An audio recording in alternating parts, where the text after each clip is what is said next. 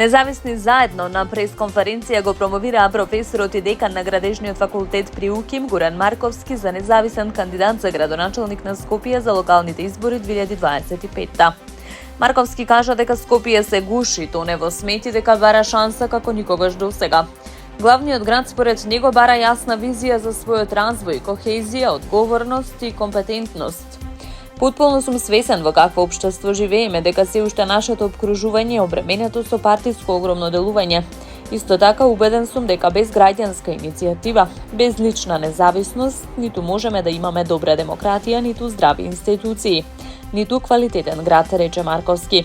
Независниот кандидат за градоначалник на Скопје рече дека еден од главните приоритети за Скопје е справувањето со загадувањето, како и дека конкретни решенија рече дека ќе соопшти за време на изборната кампања. Независни заедно е широка граѓанска платформа која ги обединува независните советници и локални иницијативи од неколку скопски општини.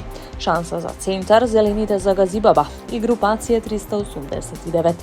Покрај град Скопје, платформата веќе објави дека нивна кандидатка за градоначалник на општина Центар е Билјана Ивановска.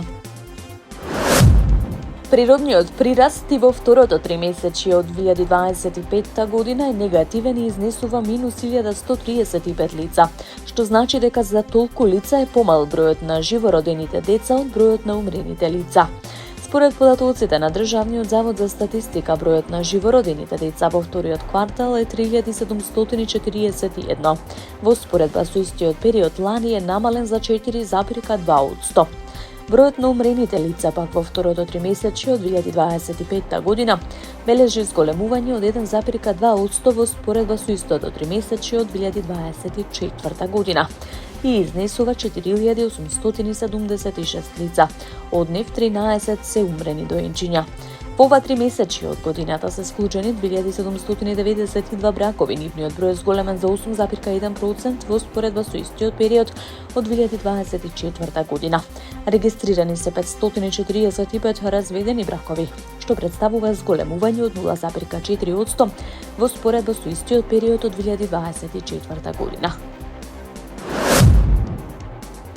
Американскиот председател Доналд Трамп ќе одржи состанок за иднината на Газа по војната, изјави неговиот представник Стив Витков.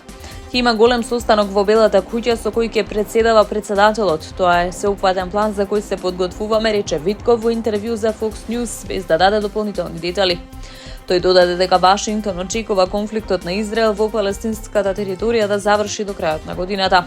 Државниот секретар на Соединетите Американски држави Марко Рубио исто така ќе одржи состанок во Вашингтон со израелскиот министер за надворешни работи Гидеон Саар.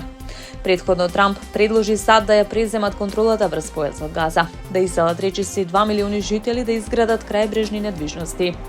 Според него, Америка треба да ги исчисти урнатините и неексплодираната муниција и да ја претвори Газа во ривиера на Блискиот исток.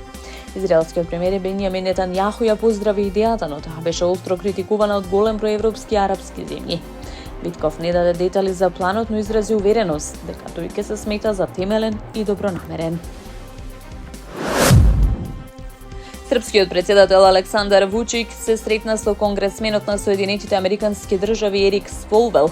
Во таа пригода нагласи дека Србија е посветена на промовирање позитивна, ориентирана кон иднината агенда во односите со Соединетите Американски држави, како и на фокусирање на развој на првенствено економска, но и други форми на заемно корисна соработка.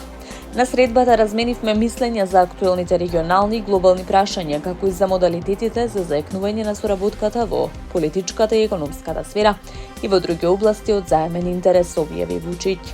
Председателот на Србија изрази благодарност за континуираната поддршка на САД на процесот на европска интеграција на Србија. Истакна дека економската соработка меѓу двете земји интензивно се развива првенствено преку зголемување на инвестициите од американските компании, особено во секторите од стратешко значење за понатамошниот економски раст на земјата. Инаку САД по 6 пат ја одложија примената на санкциите врз нафтената индустрија на Србија, воведени поради учеството на Русија во сопственоста на компанијата.